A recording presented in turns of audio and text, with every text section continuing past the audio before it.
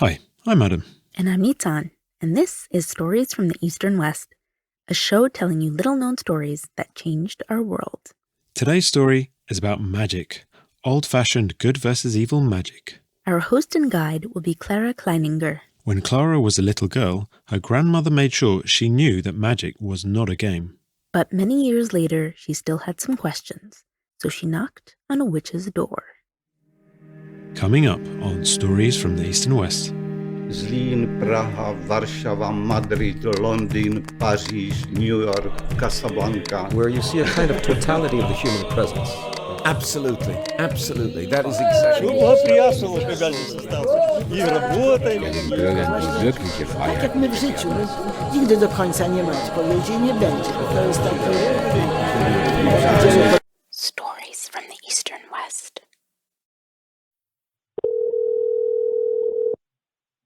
Da, mama. Hi, Mom. Can you remind me of the words to that spell? The one that wards off the curse for the bad eye? Ieși de ochetură, ieși de mâncătură. Come out bad eye, come out malady, from her forehead, from her eyes, from her hair, from the tip of her nose, from her cheekbones, from the lobe of her ears, from the teeth, from the tongue, from under the tongue. It's kind of a long spell.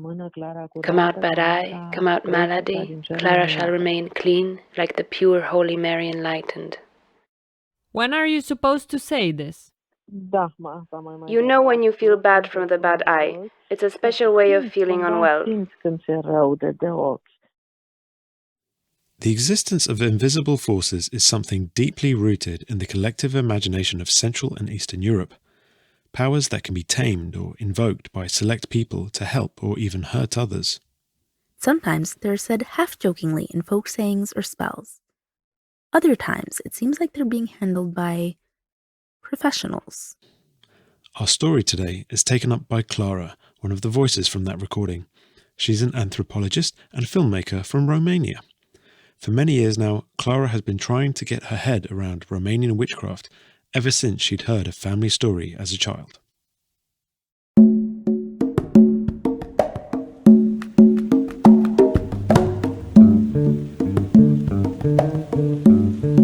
When I was a little girl, I heard my grandmother tell the story of her wedding night. At the end of the night, she said she was lying next to my grandfather in bed, when suddenly through the window, a ball of lightning entered the room.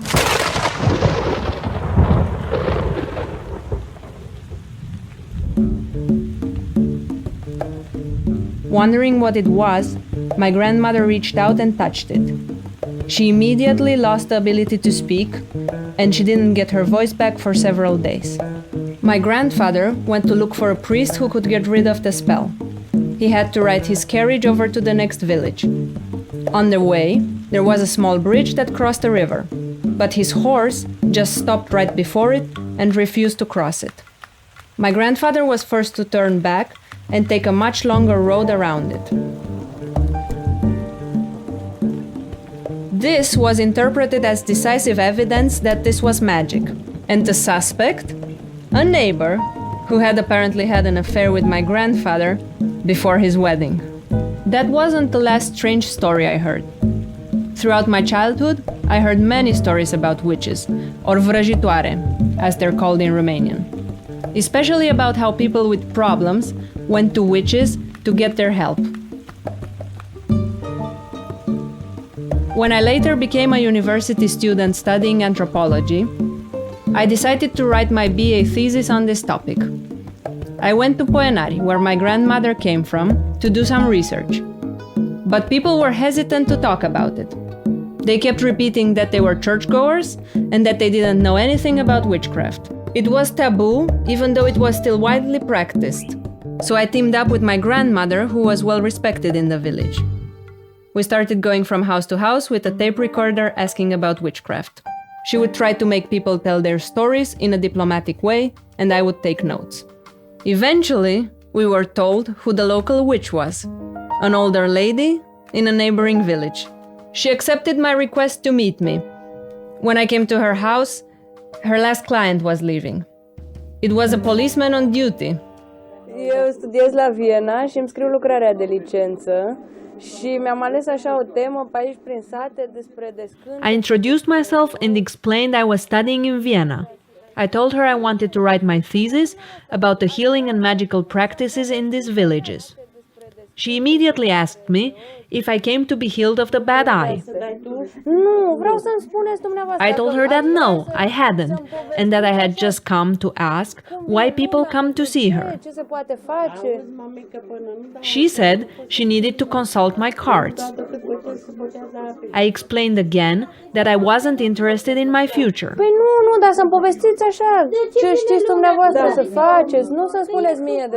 But she kept repeating that she can't say anything before she reads my cards, and started explaining what I need to bring with me next time to help her heal me.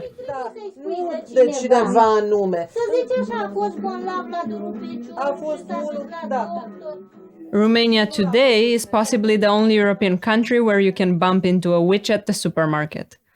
Even though people don't admit it, everyone knows someone who regularly sees a witch. Their services are advertised in newspapers. The most prominent ones have billboards in front of their houses, and some of them are nationally recognized stars. Most of the well-known ones come from the Roma minority. They offer to heal illnesses, cast love spells, foretell the future, and guarantee general good luck and prosperity.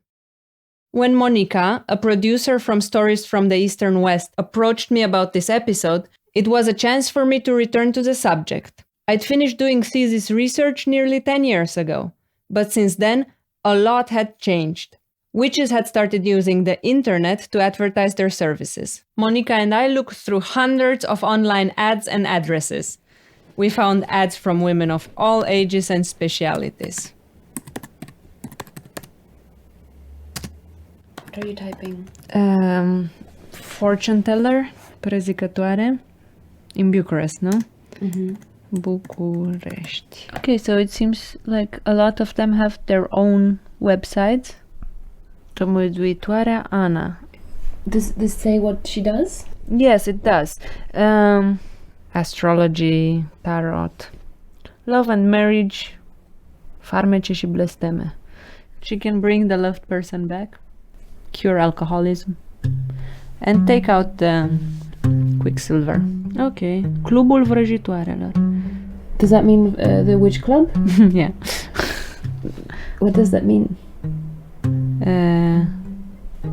I'm not sure.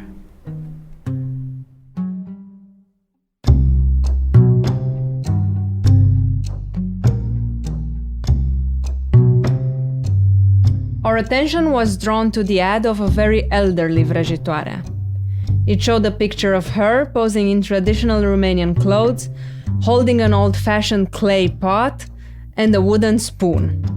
The caption said, "The most powerful 80-year-old witch in southeastern Europe." We called her and learned that she was the matriarch of an entire witch clan. Her daughter was a witch and her 3 granddaughters were learning the profession. 3 generations of Romanian witches. We just had to talk to them.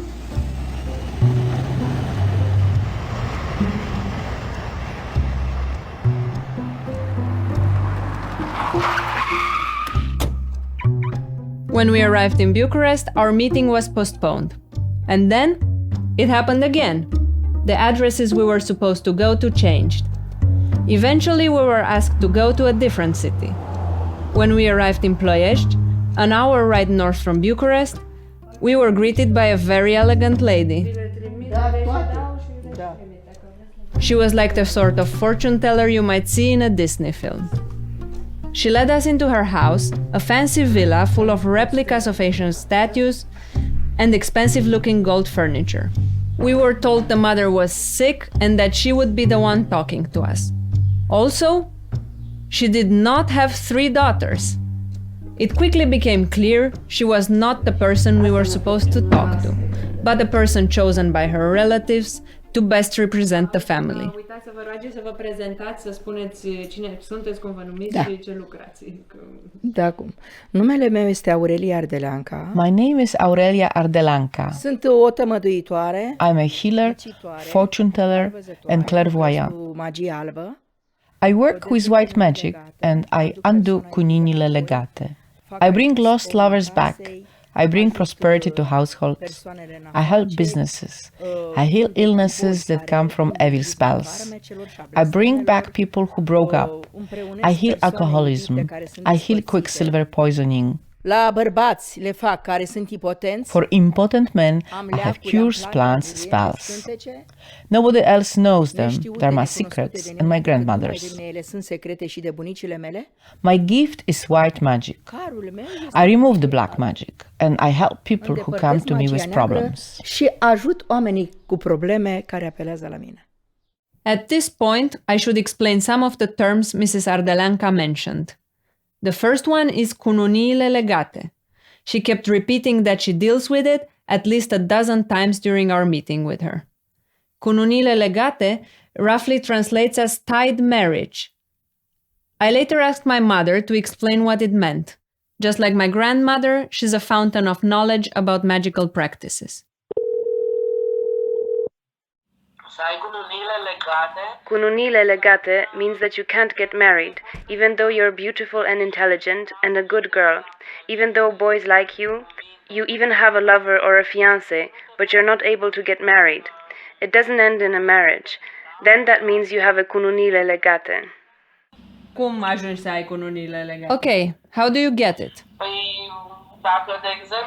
Well, for example, if another girl loves the man you're with and she goes to see a witch who magically ties them together, or if the neighbors don't like you or your parents and they want to hurt you, because this was common at a time when for a girl not to get married was a very bad thing. She would become an old maid, and that was really no good. Bine, și dacă ai, atunci ce faci? Okay, so if you have it, what can you do? Well, the witches who knew how to tie them together also knew how to untie them. This was one way, or still is. The other is the church. So the counterbalance for the witches is the church. Everything the witches can tie together, the church can untie. The second term Mrs. Ardelanca mentions is quicksilver poisoning, better known as mercury poisoning. It's a horrible, deadly sickness, even when people get it under normal circumstances. As a curse, it's the worst you can get. It's nearly impossible to cure. Or really, really hard. Not everyone knows how to take out the quicksilver. It's so hard, even priests can't do anything about it. It's a very hot day when we sit with Mrs. Ardelanca. She's dressed for the occasion and fans herself to cool down. Este portul nostru. I'm wearing very old clothes. Ca un fel de ie. This is over 120 years old. I got it from my great-grandmother. This is our traditional costume. It's very symbolic and very important to wear them when doing magic. We pass our powers from generation to generation, from mother to daughter. If you don't have a daughter, the power is passed on to your daughter-in-law. I still remember my great-great-grandmother, who was a witch. Her grandmother was also a witch. This gift has been inherited in our family for 9 generations. I have one daughter. She's also a witch. I teach her all my secrets.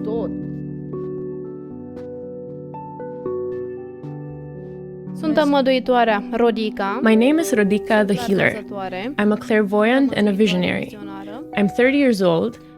My domain is doing good. Card reading, astrology, and palm reading. I've been doing it since I was 10. I inherited this gift from my ancestors. When I was 10 years old, 9 old witches gathered around me. That's when I discovered my gift. I joined the circle of the 9 most powerful witches in Romania when I was 10.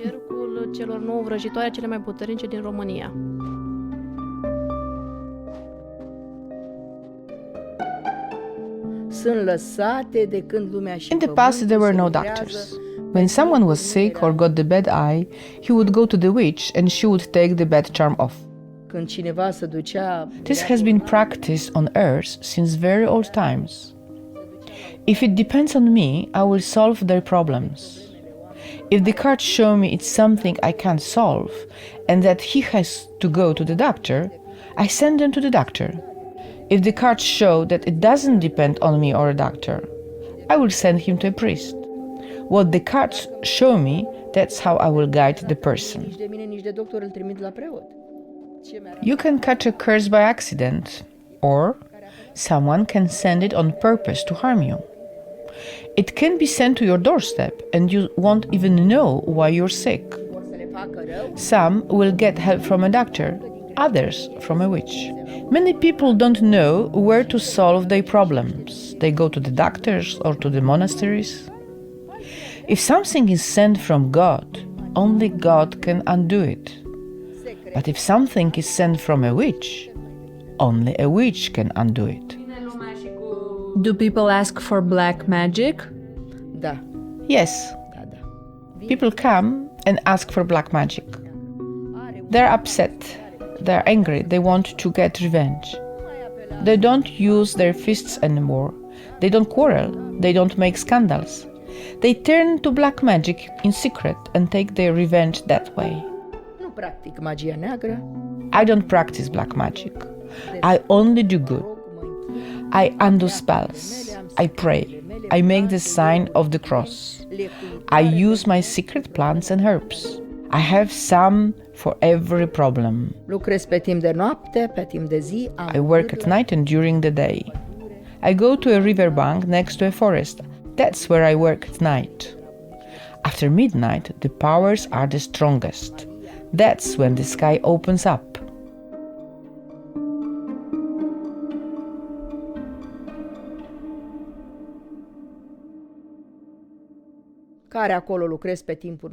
I help people who are separated, sick people, people with quicksilver poisoning. I bring happiness to people and to people who are affected by black magic. What are these things on your table? First of all, tarot cards. We use them to read the past, the present, and the future. Holy water, magic instruments, for different cases and different people. This is a spindle. It's used for different cases, for those who have problems in love, for those who break up, for torn families, for different cases. The dolls are for those who went through a long divorce to bring them back. The flowers are for love, for young people, the ones at the beginning. And those are icons blessed by a priest. We pray to them. The history of witches, women healers, and diviners in Europe is a tumultuous and violent one. Always on the margins of society, and in opposition to the church and any form of hierarchy, their presence spiked fear and imagination, which led to witch hunts that started in the 14th century and continued until the 18th century. But the tradition outlasted all of it. After World War II, during the Ceausescu dictatorship, witchcraft was strictly forbidden and persecuted, even though Ceausescu's wife is said to have regularly consulted witches. During the period of Ceausescu, it was very difficult. It was forbidden to do our work, but politicians still came to see me in the middle of the night. But fortunes have changed, and the 21st century is surprisingly a very good time for Romanian witches. Now we have freedom and democracy. It's much better. How many witches are there in Romania? A lot. Not all of them have the same knowledge and gifts. It depends on their skills. There are lots and lots and lots. They are popping up like mushrooms after the rain. But you can count the real witches on one hand. Their gifts have been passed on from generation to generation. They don't copy. It's not like learning at school. It's not like learning from a book. It's not like going to a school or university. We learn from our ancestors. We have the gift. We are born with it. Why are there so many witches in Romania? Because here in Romania, that's where the real original witches are. They can solve any type of problem that people can have. Romania is the country of Dracula. And that's where everything started. All the magic, all the spells. We have the knowledge. We have remedies. We heal, we cure. Pentru că de aici este cel mai cunoscut popor în domeniul magiei. This is the most famous nation when it comes to magic. White and black. There is good and there is evil being done here. After the fall of communism, witchcraft flourished again. Witches now work legally. They often operate big family-held businesses and aren't afraid to stand up to anyone. Since 2011, witchcraft is even a profession officially recognized by the state. The Work Codex describes them as workers describing the past and predicting the future. They still advise many politicians. When the government tried to impose a tax on their increasingly lucrative industry, the witches teamed up and cursed the politicians, throwing mandragora, a plant traditionally used for medicinal and magical practices, into the Danube River. Are you afraid that technology will affect your profession? Niciodată. No, this will never change.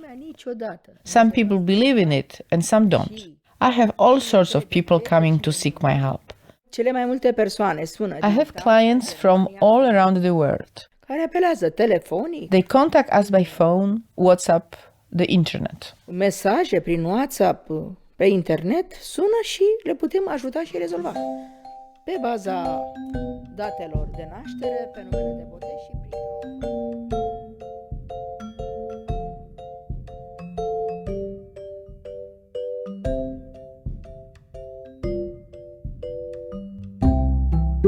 Spune-i că îi pică un dar de bani. Tell her I see in my card that she's very tired.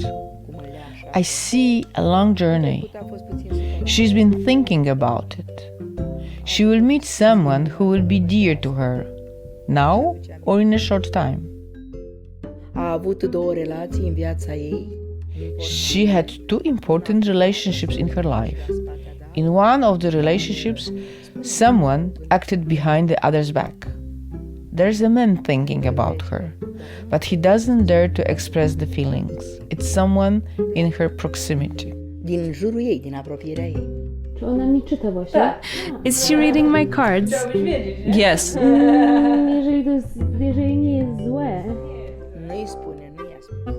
And just like that, we had become clients and the interview was over. Just like when I was searching for witches with my grandmother a decade earlier, it seemed witchcraft was still a delicate construction of belief, mystery, and theatricality, even in the age of the internet. And for those who stand in the way of their progress, the witches know how to deal with them.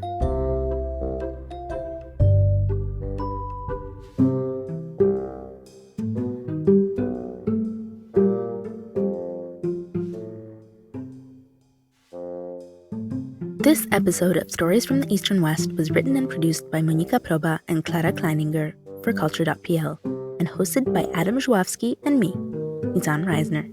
It was edited by me and Wojciech Alekshak. Wojciech also did all the music and sound design. We'd like to thank Mrs. Ardelanka and her daughter for foreseeing only good events. Make sure to subscribe or check our feed next month. It's going to be a bit more serious, but no less interesting than today. Also, we'd like to wish you a happy new year from the bottom of our hearts. 2020 wasn't the easiest of years, so we're hoping you have a much calmer 2021. We'll make sure to bring you some more incredible stories from the East and West, even if circumstances do remain complicated. Happy New Year. See you in 2021. Boy!